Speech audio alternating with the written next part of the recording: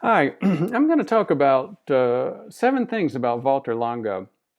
Most people that have spent much time in the fasting area know him as the fellow that's credited with the fasting mimicking diet, FMD. Now, it's an interesting thing to note. Here's a copy of his book, his first book that was written for the lay public in this area, The Longevity Diet. In this picture, this is Dr. Longo playing a guitar. We'll talk about him and his music career a little bit later. And this used to be a neighbor of his, a fellow named Caruso. Mr. Caruso was 108 at the time that picture was taken. And we'll talk about Longo and Mr. Caruso and his neighbors, his other neighbors, and his place of birth and the diet that they had there and what he thinks that has to do with his own development in terms of the longevity diet. But there's a question that I want to raise. Speaking of the longevity diet book, why didn't he name it the fasting mimicking diet? He clearly would get more name recognition for fasting mimicking diet. So we're going to talk about that. And by the end of this video, I think you'll understand why, because I'll have given you enough clues to the way Dr. Longo thinks, which will help you understand, again, fasting mimicking, where it came from, what some of the focus points are. So here's item number 1. Dr. Longo started working with Roy Wofford at UCLA. I believe it was back around 92, but we'll cover that a little bit later too. How would you know Dr. Wofford? Well, he is the fellow on the right here, the older fellow. He's there with the Biosphere 2 team. Many people may have heard of it or have heard of this. A lot of people haven't. In case you haven't, the Biosphere 2 was built. It's a large glass and framework structure built where they basically took all these people. They were volunteers, including Dr. Wofford, and they said, we're going to put all these people and plants and animals in this environment. We're going to keep them there for 2 years. We do know there will be significant caloric restriction, but it's going to be a demonstration experiment. And in fact, during that 2-year period, Dr. Wofford met with Dr. Longo by video conference. That was the only way they could meet because Dr. Longo was not part of the Biosphere 2 volunteer team.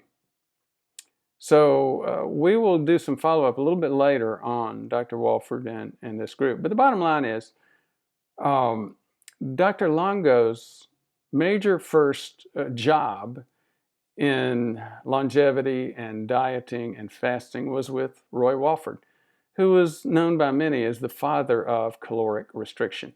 In fact, Dr. Longo goes on, he spends a couple of paragraphs in the first part of his book talking about the man's search for the fountain of youth.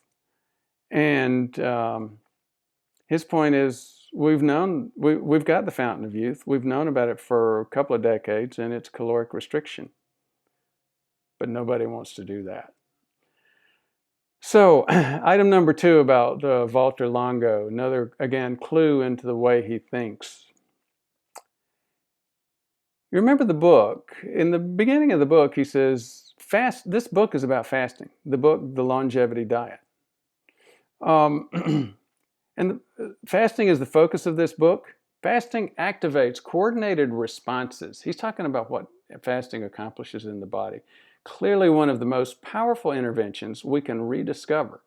Obviously, rediscover is a key word here. He's making the point that throughout history, man has had different focus points on fasting. Rediscover to promote and coordinate changes that do not disrupt the harmony of the human body. Longo, as you'll see, there's a theme. He wants to work in harmony. He wants to work in team with docs. And he makes a good point in terms of this specific item. He said, if you look at cancers, there are certain cancers that you have chemotherapy for. If you give steroids, it does some advantage, but it also creates some significant disadvantage. However, if you combine the chemotherapy with the steroid and fasting mimicking. The fasting mimicking creates a metabolic environment such that that steroid greatly improves the therapy and the outcome for that patient. So again, he's going into the point that fasting mimicking can and should be used in a lot of medical conditions. It may not be the biggest component of what you're doing, but it's a major component, and it sets the stage biologically. Now let's go back to Dr. Wofford and some comments that we made before. Again, this is item number 3 about Dr. Longo and the way he thinks. You know, he said, we know the fountain of youth. It's caloric restriction. 30% restriction, chronic, has doubled the lifespan of many organisms, ranging from fungus to bacteria to rabbits to worms. Why don't we do it for humans? Well, here's his point. Number one, it's been criticized. Dr. Fung, if you look at his book, the fasting code or something like that, his point is that fasting, routine caloric restriction decreases your basal metabolic burn rate. Now, he thinks that's bad. Now, I can tell you, and you'll see from the rest of this video, I think Valter Longo would say it's not bad to decrease your basal metabolic rate. In fact, having a higher basal metabolic rate, eating more, is not a great setup for longevity. But that's not Dr. Longo's problem with caloric restriction either. It's the hangry effect. He points out that, look at these pictures of Dr. Wofford at baseline, right before he went into Biosphere 2.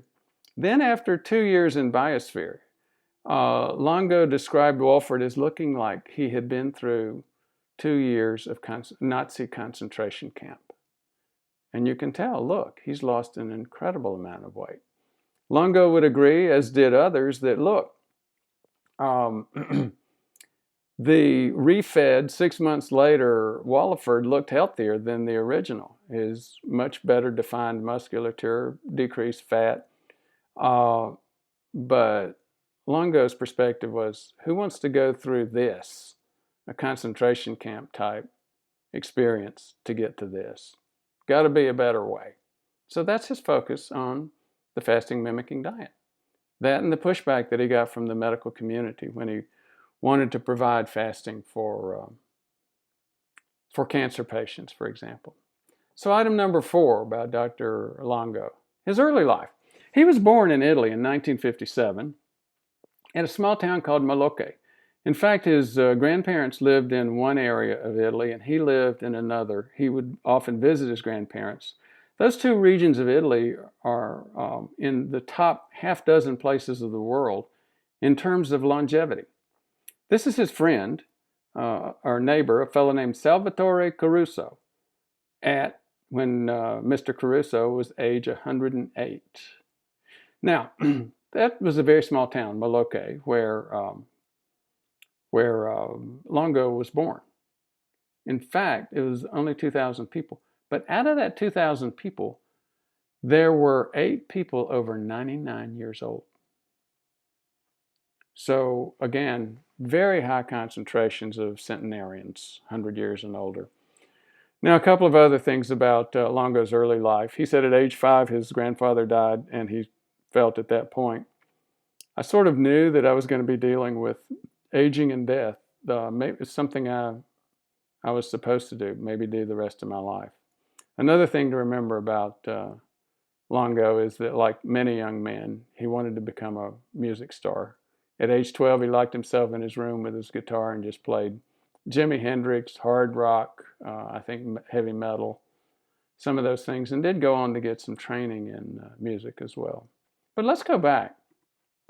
On this item number 4, where we're talking about his early life and where he was born, he compares the diet of the 2 regions in Italy where his parents and grandparents were to the rest of Italy. He said, you think of Italian diets here in America, and You get heavy pastas, you get meats, heavy cream sauces, pizza. See, those were more, the pastas, meats, heavy cream sauces came from other regions of Italy, not from his. They came from Tuscany and Liguria. In the Calabrian diet, Calabria, again, is the region where Moloche is located. One of the favorite snacks, and sure enough, Dr. Longo has retained that. One of his favorite snacks is just eating garbanzo beans alone. Another core meal is minestrone, which is a very light plant-based soup, bean soup. Sauces were made of walnuts, olive oils, things like that, instead of cream. Olives and nuts were very big components of the diet. Not so much meat at all. In fact, we'll talk about meat in just a minute. But fish, did have fish, tomatoes, almonds, and again, other plant products. In fact, talking about meat, he did a survey of at least the centenarians in Moloche.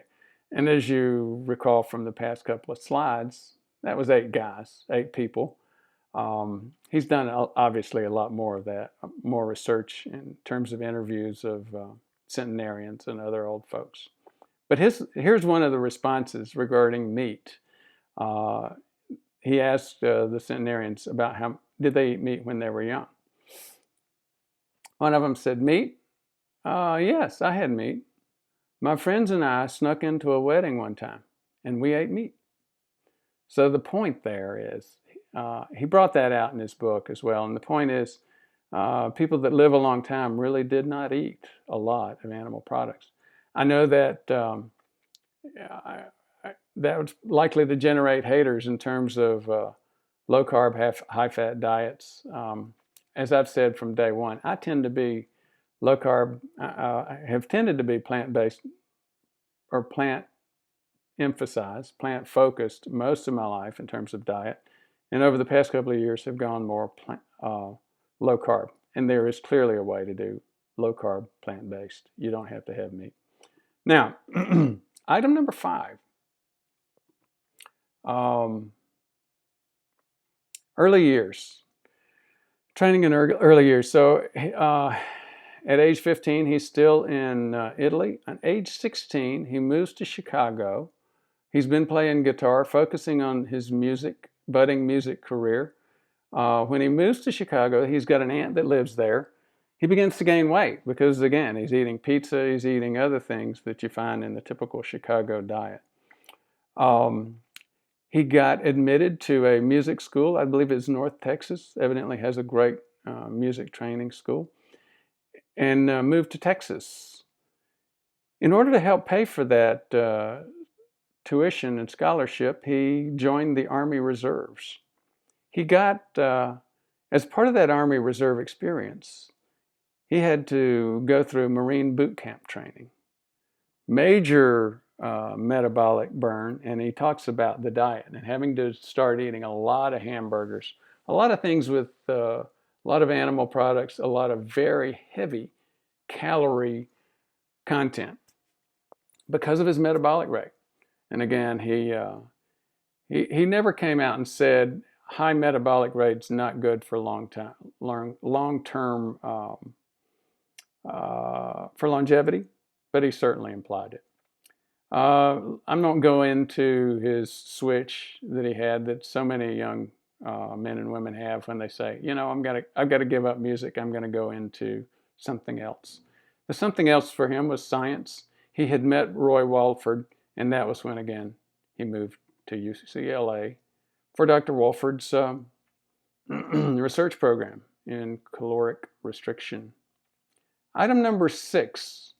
Did you know that his first work, Longo's first work, was on aging in genetics? And here's the interesting point. Baker's yeast. He did a lot of work on the genetics of Baker's yeast. Now, what would that have to do with humans? We'll talk about that in just a minute. He found that if you starved Baker's yeast, you doubled their lifespan. He also found if you give sugar to Baker's yeast, it created early aging and death. It activated genes RAS and PKA. which had to do with this. It also inactivated antioxidant functions. Now, why does it make sense to look at genetics? Well, epigenetics, I mean, the genes don't change, but the way we use these genes and how well we can access these genes can change everything. And that's been his focus from day one. He started with yeast, baker's yeast, which fungus and molds, but we've also seen similar genetics and biochemical mechanism for aging in the following organisms: fruit flies and other insects, worms. There's a couple of worms. I think it's one of the roundworms is a major classic model for genetics and aging. Mice, rats, humans. Again, all of these models have shown to have very similar genetics in terms of the metabolism of aging. Item number 7 about Dr. Longo. He goes to Ecuador quite a bit. He spends a good bit of time there, and here's why. He's working with these folks, these people you see with the short stature, and they have a disease that's very interesting to him, a genetic variant called Laron syndrome. With Laron syndrome, you get short stature. You see it in a group of people that live in Ecuador. Here's what's interesting, though. It's not the short stature, although that's an interesting component of it. They've got dramatically decreased cancer rates, death rates, diabetes rates, all of the diseases that kill us as we get older. And here's another interesting dot to connect. These people with Laron syndrome have a similar growth gene mutation, the TOR, T-O-R, S6K variations, as other long-lived dwarfs. Now, I'm not talking about, if you're saying, I didn't know there was a long-lived human dwarf. We're not talking about other long-lived human dwarfs. We're talking about other long-lived human dwarfs among yeast, among flies, and among mice. With mice, the dwarfs that have those TOR S6K variations have 2 times the normal lifespan. So a lot of interesting things about Dr. Longo and the way he thinks that may help you understand that some of the deeper drivers in terms of the fasting mimicking diet. And maybe this is beginning to help you understand why he didn't title the book Fasting Mimicking Diet. He titled it The Longevity Diet. Now, a couple of other points. What does he say about the fasting mimicking diet and what it works for? He says it works for aging, cancer, diabetes, heart disease, Alzheimer's, Parkinson's, multiple sclerosis, Crohn's disease, colitis, and some other things. In fact, his point is it really works for aging. He calls the term juventology, juven meaning youth, like juvenile, ology meaning study of.